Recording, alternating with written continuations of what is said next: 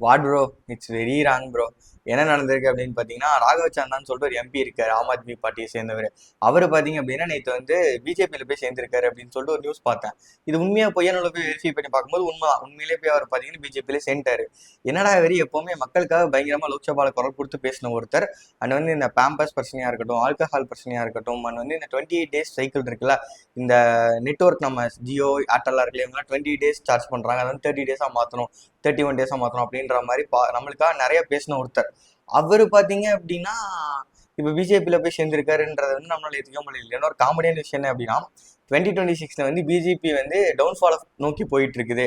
And வந்து BJP வந்து ஒரு நல்ல கட்சியே கிடையாது, பிஜேபி வந்து ஒரு தப்பான கட்சி அப்படின்னு நிறைய இடத்துல பேசின ஒருத்தர் பிஜேபியிலே போய் சேர்ந்திருக்காரு அப்படின்றப்பதான் பயங்கரமா இது பார்க்கும்போது என்னடா இது ஒரு அப்சல்யூட் பாலிடிக்ஸா இருக்கே அப்படின்ற மாதிரி நம்மளுக்கு தெரியுது. உண்மையிலேயே கைஸ், என்னால் இதை பார்க்கப்ப ஒரு மாதிரி இருந்துச்சு.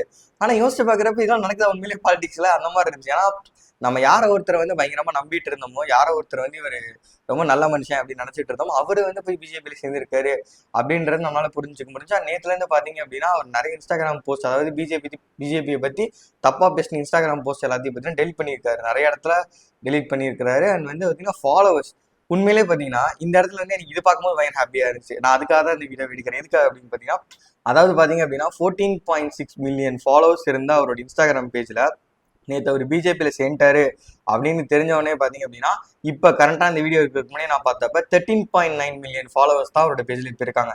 கிட்டத்தட்ட பார்த்தீங்க அப்படின்னா 70,000 பீப்புள்ஸ் பார்த்தீங்கன்னா அவர் வந்து அவரோட அக்கௌண்ட் அன்ஃபாலோ பண்ணிட்டு போயிட்டாங்க.